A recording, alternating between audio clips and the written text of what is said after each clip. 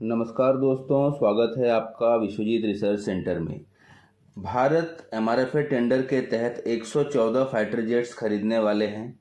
ये एक mega tender है और इसे मदर ऑफ ऑल डील्स भी कहा जाता है।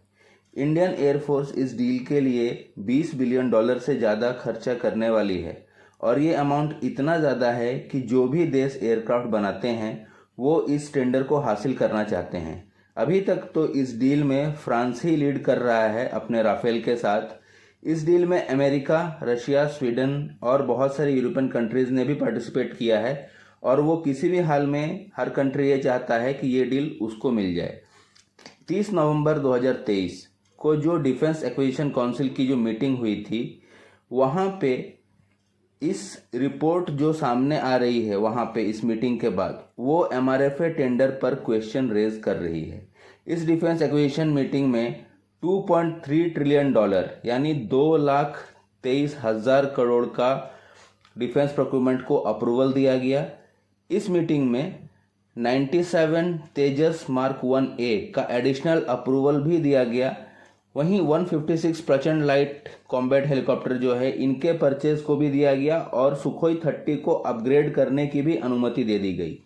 पर इस डिफेंस मीटिंग में 114 फाइटर जेट्स या कहें तो एमआरएफए का टेंडर को लेकर कोई भी बात नहीं हुई। 2018 में एमआरएफए टेंडर को निकाला गया था और उसके बाद अभी तक इस पर कोई भी इम्प्रूवमेंट नहीं दिखी है। एयरफोर्स के हाई रैंक ऑफिसर्स ने पहले भी ये कहा था कि ये 114 जो जेट्स ले रहे हैं वो एमआरएफए टेंडर के अंदर ये बहुत इम्पोर्टेंट है और उनका स्ट्रेंथ मेंटेन करने के लिए अपने स्क्वाड्रंस का और फाइटर जेट्स का ये चाहिए उनको। लेकिन जिस तरह से मेक इन इंडिया को लेकर गवर्नमेंट आगे बढ़ रही है, उनका इंटरेस्ट फॉरेन इक्विपमेंट्स में उतना नहीं दिख रहा है, क्योंकि जो मैं बोल रहा हूँ 2,23,000 का जो आपको अप्रूवल दिया गया था या दिया गया है 30 नवंबर को, उसमें से कहीं पर भी ये नहीं बोला गया है कि हम 114 फाइटर जेट्स जो एमआरएफए टेंडर के अंदर ले रहे हैं या लेंगे, उस पर डिस्कशंस भी कुछ भी हुए हों। मुझे पहले से ही डाउट था कि अगर जल्दी एमआरएफए टेंडर पर काम नहीं किया गया और तेजस MK2 टेंडर में से पहले बन गया, मीन्स अगर एमआरएफए अभी और डिले होता है और तेजस MK2 टेंडर के फाइनल होने से पहले बन गया, तो ये एमआरएफए टेंडर पर एक क्वेश्चन मार्क जरूर से जरूर लगा देगा और मैक्सिमम चांस है कि तेजस MK2 को ही परचेज किया जाए।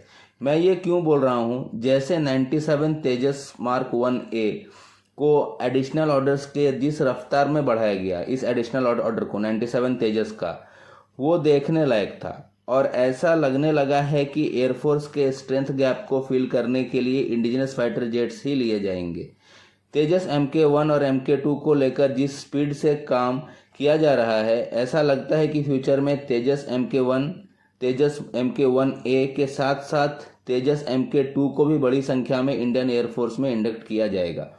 तेजस MK1 2016 में इंडक्ट किया गया था इंडियन एयरफोर्स में, जो कि 2 बैचेज में किया गया था 123 नंबर्स में। पहला बैच का ऑर्डर था 40 का और सेकंड बैच का जो ऑर्डर था वो 83 का था। अभी 97 तेजस मार्क 1A का वापस से थर्ड बैच का ऑर्डर दे दिया गया है, ये एडिशनल है।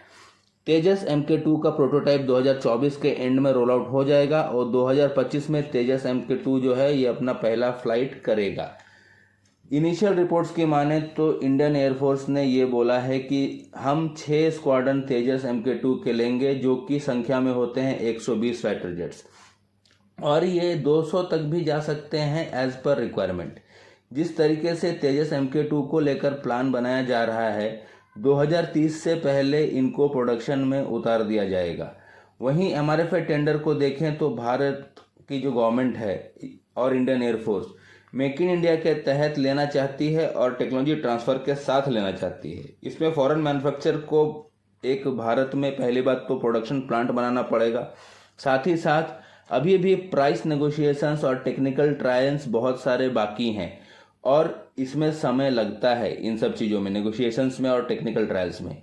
इसे अगर फास्ट ट्रैक भी किया जाए तो साल 2028-29 से पहले पहला फाइटर जेट एयरफोर्स को मिल जाएगा, मीन्स 29 तक ही मिलेगा पहला फाइटर जेट अगर हम फास्ट ट्रैक में करते हैं एमआरएफए को। तो MFRA को, सॉरी। अगर आप लोग को गौर करेंगे तो MRFA का जो पहला प्रोजेक्ट है और तेजस MK2 का बनने का टाइम, दोनों का टाइमिंग एक दिखेगा आपको, टाइमलाइन सेम आ रहा है। तेजस MK2 भी 2028-29 में बन जाएगा फॉर प्रोडक्शन, और हमारा ये फाइनल होते होते आज भी अगर बात चालू करें फास्ट ट्रैक में तो 3 से 4 साल जाएंगे और पहला फाइटर जेट हमको 28-29 में ही मिलेगा। तेजस MK2 भी एक मीडियम वेट का एयरक्राफ्ट कैरियर है जो आपका जेट है। तेजस MK2 भी एक मीडियम वेट का ही फाइटर जेट है। अगर MRFA में हम देखें तो इंडियन डोमेस्टिक MK2 को प्रीफर ज़्यादा कर रहा है गवर्नमेंट जो है अभी तक, और ये समय से पहले भी बनने वाला है तेजस MK2। जिस रफ्तार में इससे काम चालू है, जिस हिसाब से अगर ये पहले बन गया या समय पर बन गया तो MRFA टेंडर को कैंसिल कर दिया जाएगा और तेजस MK2 को ही ले लिया जाएगा, ऐसा मुझे लगता है अभी तक का सिनेरियो देख के। MRFA टेंडर इम्पोर्टेंट है और ये और भी ज़्यादा इम्पोर्टेंट तब बन जाएगा अगर MK2 डिले होता है या उसमें कुछ आप एडिशनल कुछ करा रहे हैं या उसका प्रोडक्शन में थोड़ा डिले आ रहा है, ट्रायल्स में डिले आ रहा है तो ही। 5 साल में MRFA पर कोई बड़ी अपडेट तो आई नहीं है अभी तक, और जिस तरह से इंडिजिनस प्रोजेक्ट्स पर ध्यान दिया जा रहा है ऐसा लगता है कि MRFA को स्क्रैप ही कर दिया जाएगा। तेजस MK2 MRFA टेंडर में जो भी एयरक्राफ्ट्स हैं उनसे मैं कंपेयर अगर करूं तो मैं सिर्फ F-16 और आपका ग्राइपन से कर सकता हूं कि उनसे बहुत अच्छा है। बाकी जो F-15EX है, Su-35 और राफेल, इनके सामने तेजस MK2 नहीं है, क्योंकि ये एक अलग क्लास के ही एयरक्राफ्ट हैं। आपका ये फाइटर जेट्स जो हैं Su-35, राफाल और आपका F-15EX, ये अलग ही क्लास के हैं। इनको मैं कभी कंपेयर नहीं कर सकता तेजस MK2 के साथ। तेजस MK2 का कंपैरिजन सिर्फ F-16 और ग्राइपन के साथ हो सकता है। इनफैक्ट पेलोड कैपेसिटी में भी ये दोनों से अच्छा है F-16 और ग्राइपन से, हाँ, लेकिन इन तीनों से Su-35, राफेल और आपका F-15EX, इन तीनों से ये पेलोड कैपेसिटी में भी बहुत कम है। और एक बात बता दूं, टेक्निकल्स भी देखेंगे या एवियोनिक्स भी देखेंगे तो ये कुछ हद तक एक टक्कर दे सकता है इन लोगों को, लेकिन इनसे एडवांस टेक्नोलॉजी इसमें नहीं है अभी तक। कुछ जगहों पे और कुछ जगहों पे थोड़ी एडवांस है क्योंकि ये नया बन रहा है, और वो भी अपग्रेडेड अगर है F-15EX, Su-35 और राफाल, तो ये इनसे बहुत ऊपर चला जाता है, राफाल, F-15EX और Su-35, जबकि तेजस MK2 एक सिंगल इंजन का फाइटर जेट है। भारत के लिए एक एमका और टेडबीएफ भी है, अपने 2 प्रोग्राम जो चल रहे हैं भारत के खुद के इंडिजिनस प्रोग्राम। अगर टेडबीएफ का एयरफोर्स वर्जन बनता, अभी तक तो वो नेवी के लिए बन रहा है, अगर एयरफोर्स वर्जन बनता तो ये सबसे बेस्ट कॉम्पिटिटर होता था आपका MRFA टेंडर के लिए, इससे अच्छा कोई नहीं होता था। लेकिन अभी तक एयरफोर्स ने इस पर कुछ इंटरेस्ट दिखाया नहीं है, और ये फाइटर जेट अपना टाइमलाइन में भी बहुत पीछे चल रहा है। टेडबीएफ जो है ये काफ़ी पीछे चल रहा है। एम का मार्क 1 तो बन रहा है, लेकिन मार्क 2 जो बनता था वो भी अभी 2035 तक बनेगा, अभी नहीं। मतलब एम का और टेडबीएफ को अगर हम इसमें जोड़े MRFA में तो नहीं होता है।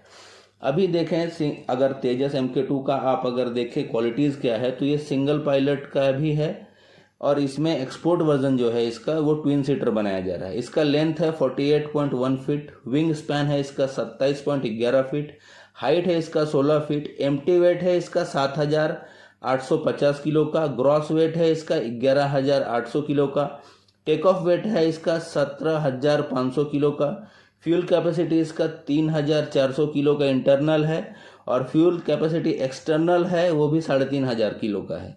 इंजन जो है इसमें GE414 के ही लगेंगे, और इसका रेंज जो है वो 2,500 किलोमीटर का है, स्पीड 1.8 मैक की है।